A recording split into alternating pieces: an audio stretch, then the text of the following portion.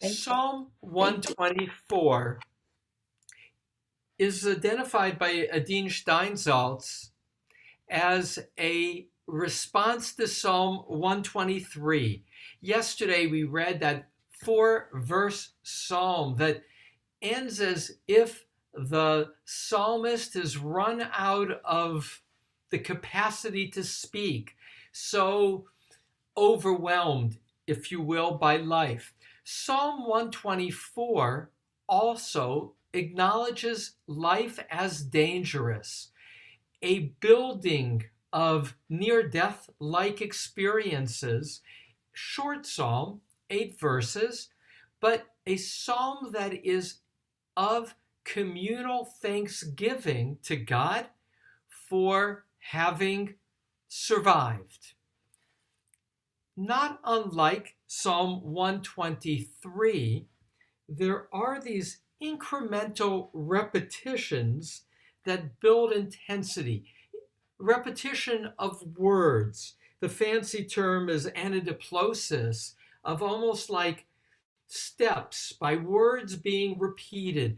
The intensity that gets built in Psalm 124 is probably also in the context of communal song. You'll see the opening, verse 1, is almost a call to people to respond, both with idea, but since psalms are sung by and large in the temple, this psalm even more has a feeling of a call of a choral master. That's Robert Alter's emphasis, to have those sing first to acknowledge the dangers and then the triumph, that God has been there to help overcome those challenges. And so we'll put up the psalm, and then we'll go back and look at it more closely. I take the title from the opening 2 verses. If not for Adonai who was for us, Lulei Adonai Shahaya Lanu. If not, then the end. It would have all been over. Just to be aware, in terms of repetition, Nafshenu, our life, our soul, is repeated 3 times, and that this is a psalm about near-death experiences, and that is only increased by another word, which is God's name, which is repeated 4 times, and it's in the plural. This is a psalm of national thanksgiving. And do note that the one verse that does not have, that kind of stands alone in it, is verse 6. And that verse 6 uniquely will not have a repeating word. Otherwise, every verse has those incremental repetitions except verse 6. One last thing to know before I read it, and that is, there's always this inclusio, the bracketing. And here's something interesting about the bracketing, about verses 1 and 8, which also stand apart from the rest of the psalm, as you'll see. Though verse 1 is a focus on Israel, declare now Israel. And in that sense, it has a sense of a national prayer of thanksgiving. And verse 8, which again stands apart from the flow of the psalm, is a description of God as maker of heaven and earth.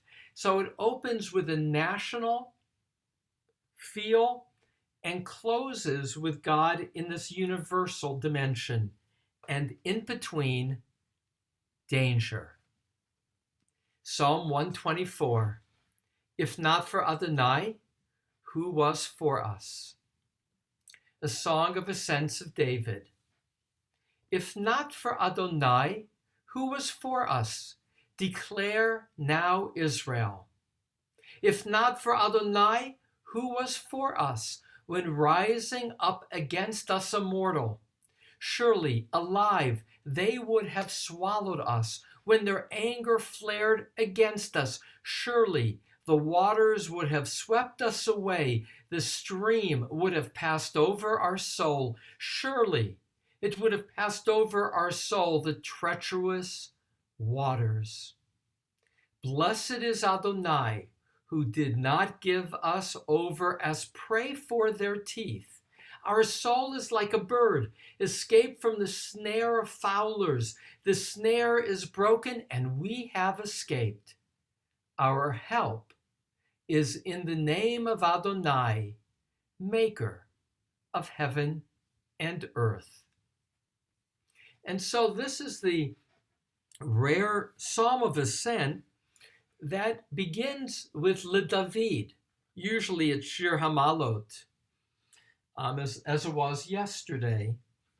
In this case, I might surmise that the inclusion of David is because this is a psalm about overcoming danger. And throughout David's life, his life was one of coming close to danger repeatedly.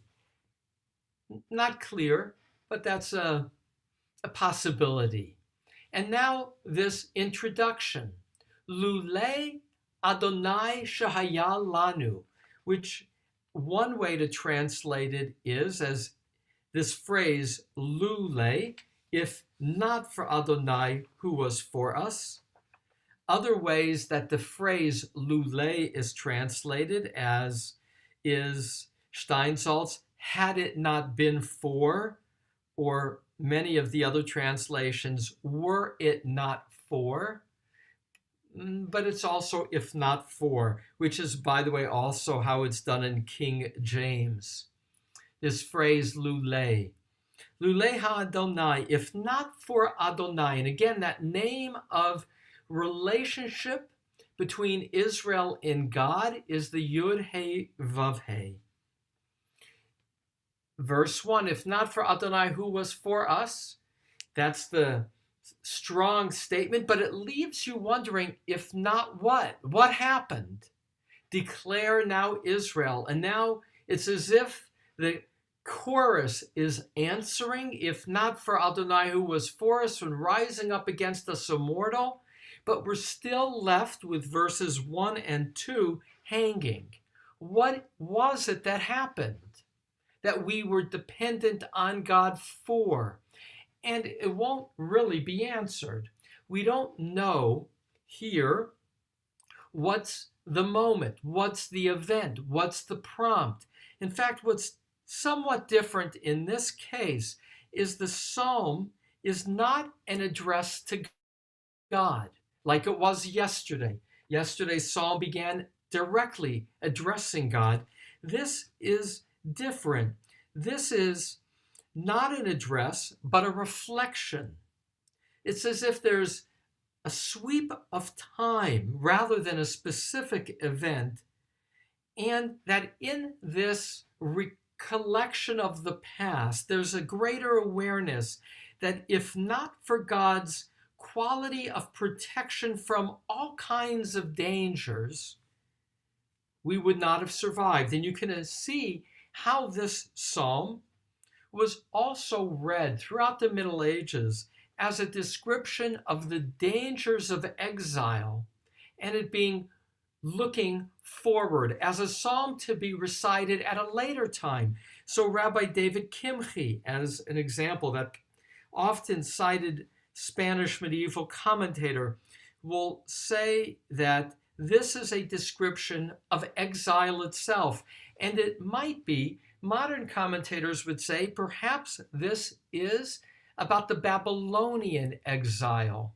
for particularly this reference to God as B'Shem Adonai, in the name of God, toward the end, which we also saw in Psalm 121, is a later use of addressing God. It's kind of once removed in the name of God. though there's a hint of that in Deuteronomy, which often, for modern Bible scholars, points to being written either during exile or soon after exile, that being specifically the Babylonian exile, which began in the year 586 before the Common Era. And so here is a psalm that was read after the year 70 and the destruction of the Second Temple as a psalm of hope making, that although there are dangers, we will survive because God is even with us in exile. Now, if not for Adonai, who was for us, and now there's this added part in verse 2, when rising up against us a mortal. Who that mortal is, again, is undefined. It doesn't seem to be Persia, which is because the mortal is going to get described pretty negatively. So that creates some question if it's before the return of the first exile or after. Interestingly, the Talmud has a tractate on Megillat Esther, the whole story of Esther and the celebration of Purim. And in Megillah 11a, it will identify this as a psalm about the defeat of Haman. And that's why they will say in the end of verse 2, it's Adam, a mortal. It's in the singular, which of course can also be translated as against us humanity, rising up against us humanity. So it can be understood more generically, but because it's Adam, a single person also, it's understood by Haman. And let me show you how creative reading can be. A rare word is the next word in verse 3, azai, here translated as surely. Usually it would be az, without that little yud. Az chaim, then alive they would have swallowed us.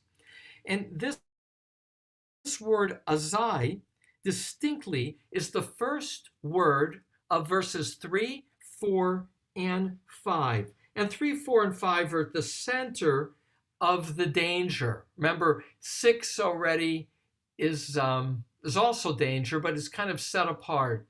So here's gematria. This is just an example of how you can read creatively, not necessarily what was intentioned, but azai equals in gematria, numerology. Aleph is 1, Zayin is 7, Yud is 10, equaling 18, times 3 equals 54. Haman's name is mentioned in the book of Esther 54 times. So that is a later commentary, Eretz HaChaim, who underscores the Talmud's claim in the end of verse 2 that this is about Haman. Well, we'll bracket that. That just kind of the need to fill in unspecified moment with giving it a label, here Haman, and a creative proof of that. But we'll put that back to the side as we return to the pshat, which is the text itself.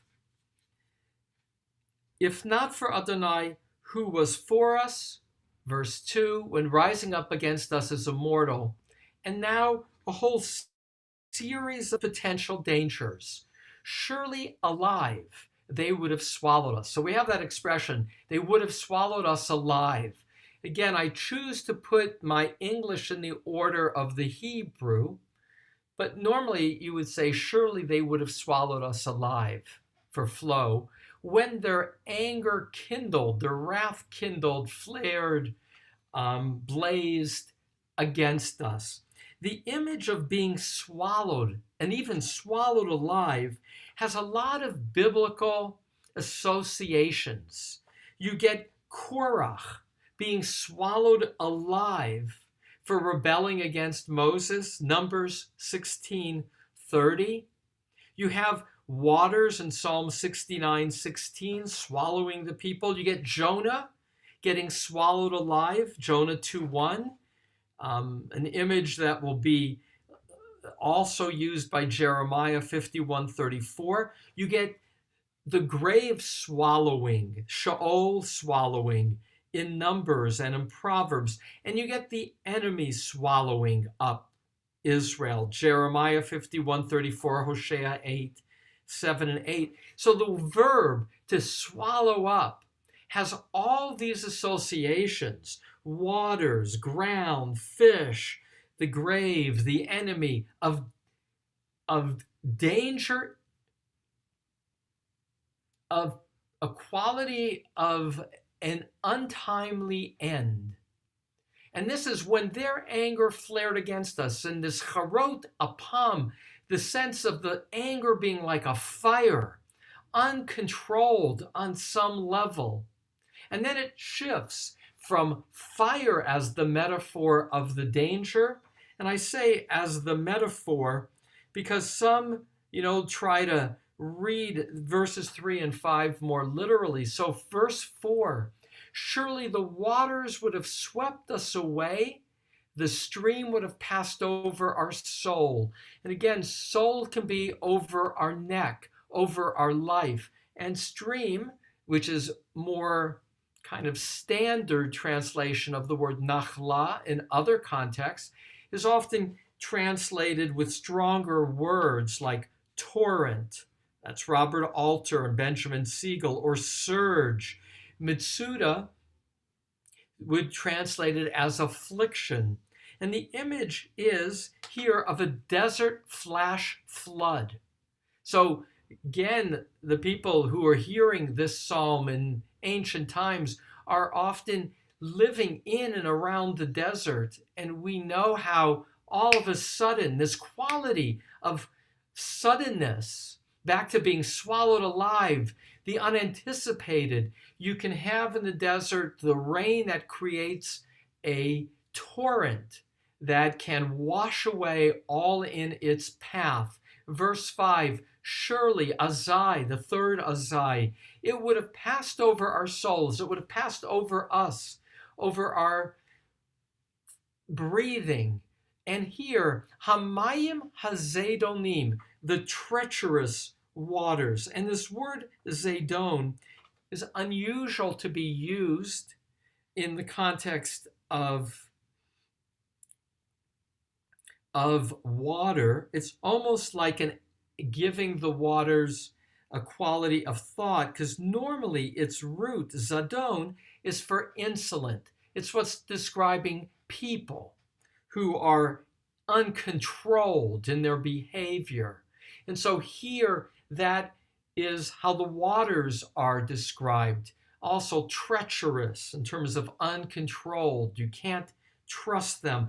And so rapid, building sense of danger, each with a sense of metaphor, and yet a metaphor closely attached to other biblical associations and also physical dangers, that of being swallowed up. There is as well earthquakes in Israel.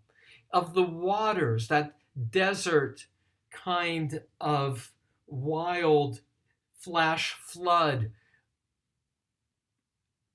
that creates these sudden dangers. And now the pause, but another quality. And it's as if going backwards, verse 3, surely they would have swallowed us. You skip over 4 and 5, and you're back with 3 and 6 being linked in terms of the image of a wild beast. So again, a mortal is rising up against us like a beast. Blessed is Adonai, Baruch Adonai, who did not give us over as prey for their teeth. And the word teref, prey, that's where we get the word treifa, treif, like the food that you can't eat, we call treif.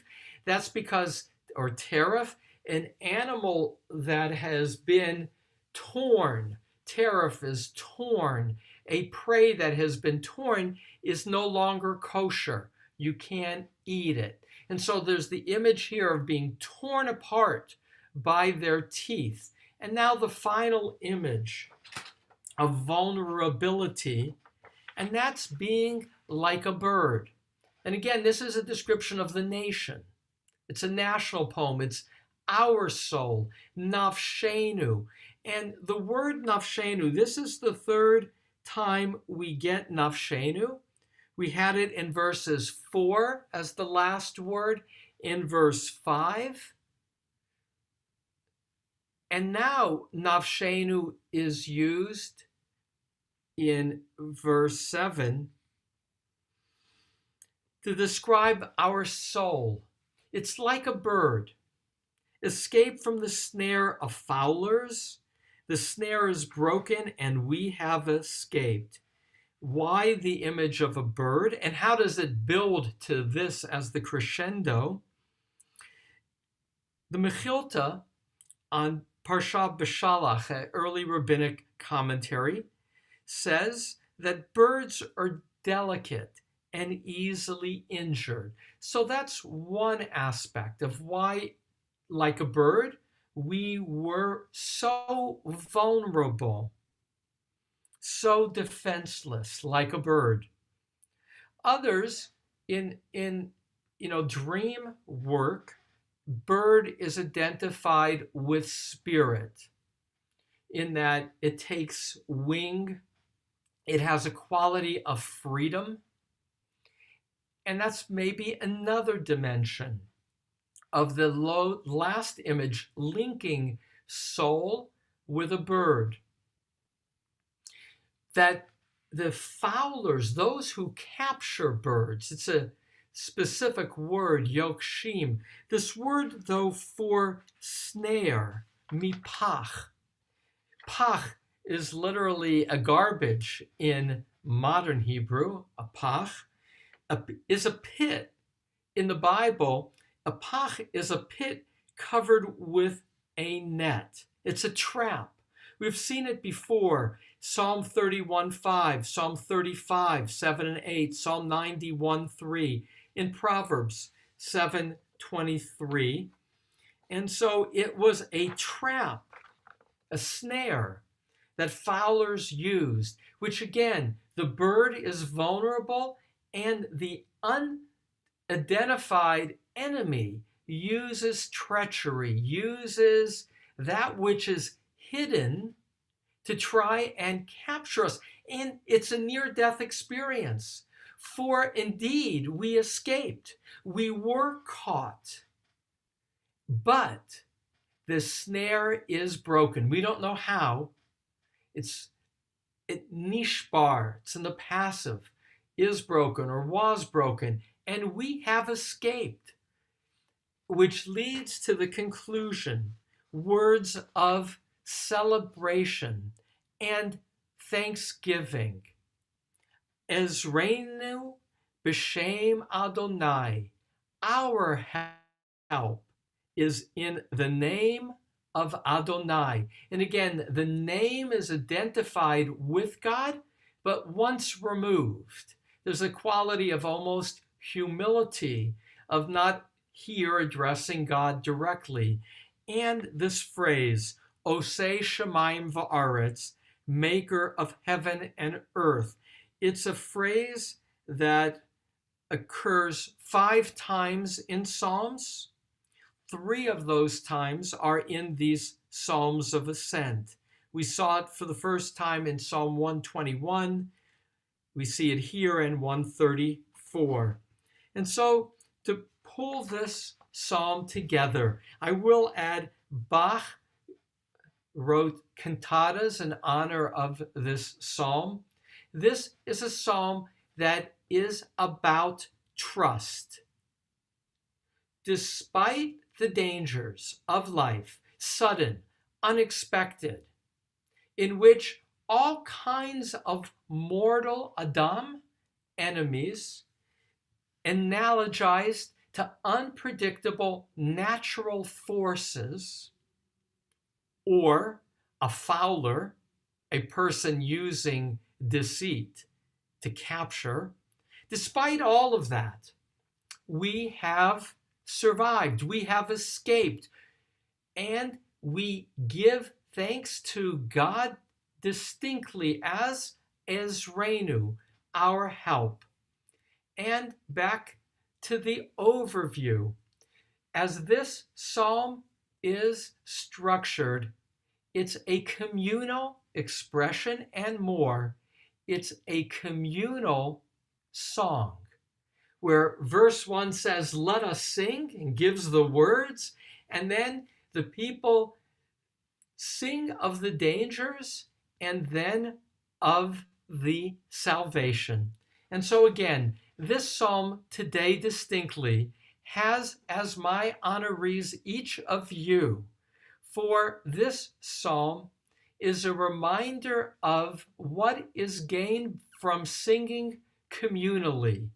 This is a psalm not of addressing God directly, but of reflection, acknowledging that life has danger, both natural, flash floods, and human, fowlers, and yet those dangers endanger a collective, not just an individual. And when a community has trust and sings together, there is possibility of reflection that leads to rejoicing. And so again, today is a day of my rejoicing, and I thank each of you for being the community with whom I can reflect. With that, I'll stop the share. So as to gain, I'm delighted to see how the screens have filled up as in this moment. Any reactions or thoughts to Psalm 124?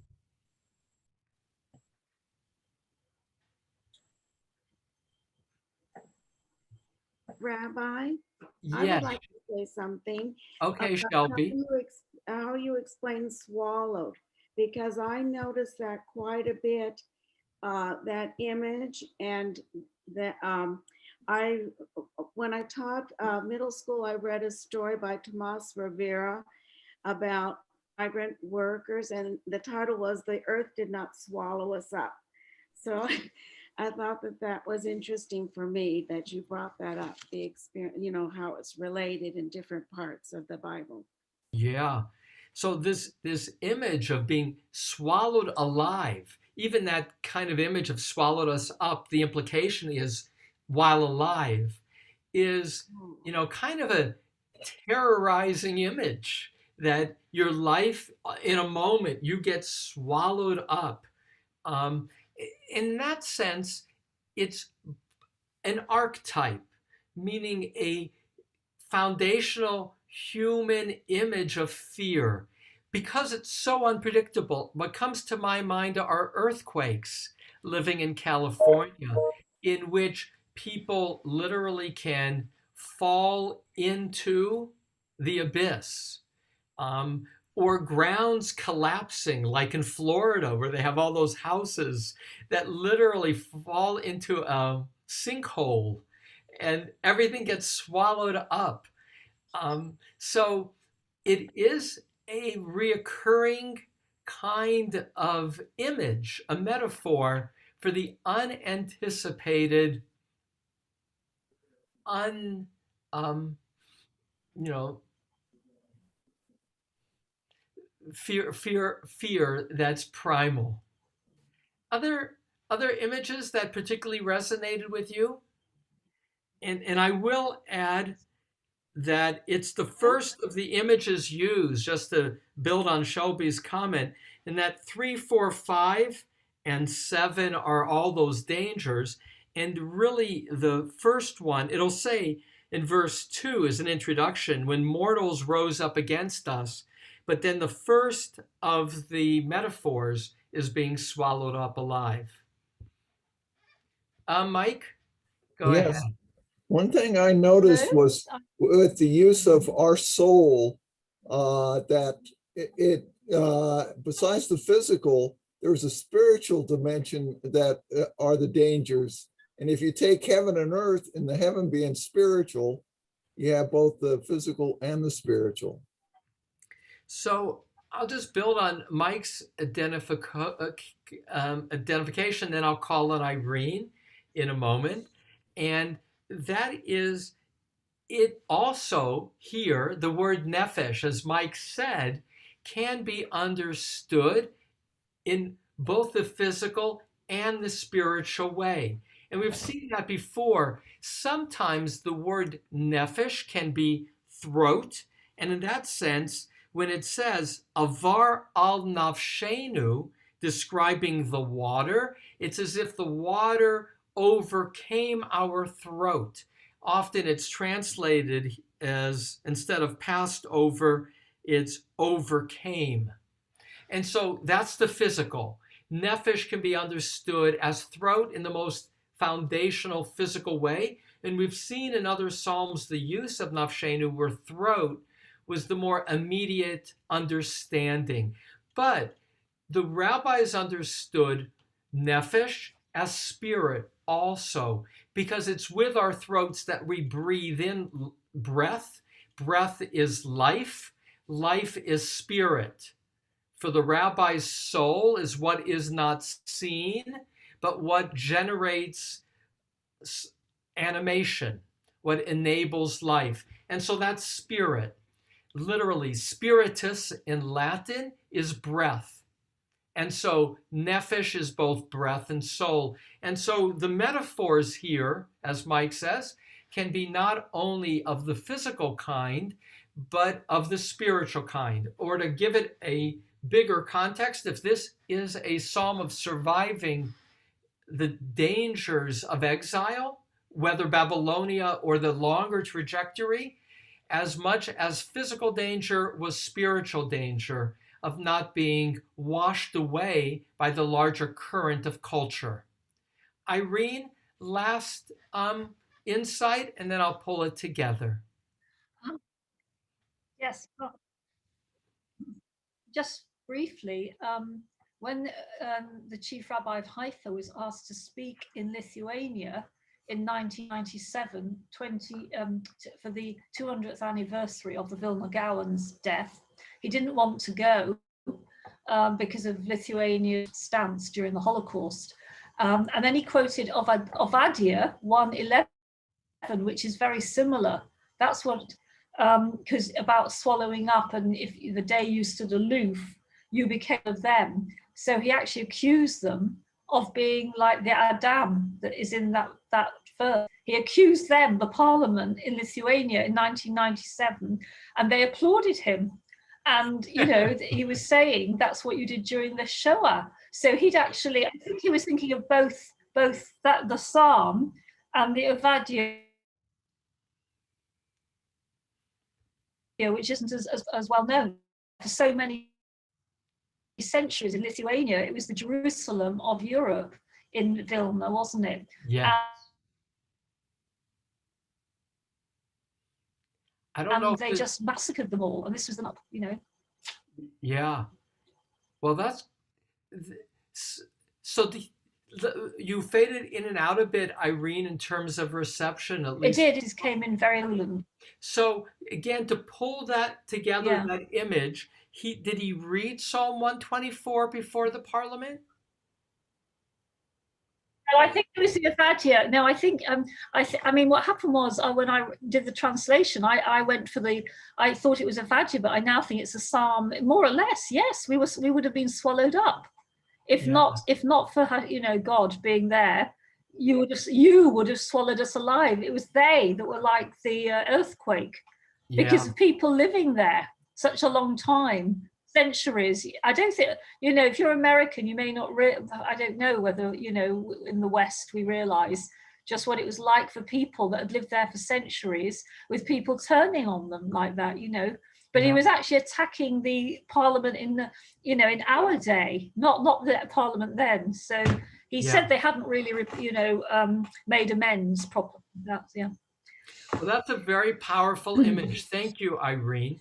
And the way you also linked it to the Jerusalem of the East, which was the nickname for Vilna, because Vilna in the end of the 18th, 19th centuries was the major Talmudic academy. In fact, yeshiva itself is identified as a creation of Lithuania, as in terms of being created in so many of the leading yeshivot in Israel, the Panyevich Yeshiva, the Mir Yeshiva, are cities of Lithuania. And in that regard, for Jews who were so settled in exile, they were indeed swallowed up. And it was sadly the Lithuanians Lithuanian police who did so much of that murder ring in World War II, not even the Germans, but the Lithuanians themselves. And that's the image of Psalm 124 that Irene links. And that is, there is the sense of a sudden change.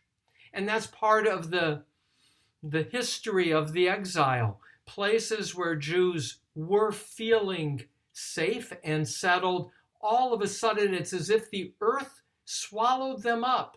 That earth representing where you were, feeling grounded, all of a sudden, and that's the images that are used here of the flash flood, of the fire that has this quality of flaring up, and even that of the fowler with the bird, and using a quality of unanticipated danger for the bird. And yet, this is a psalm of communal thanksgiving. This is a psalm that leads to saying, and yet we are here, and yet we have survived, and we are grateful to God.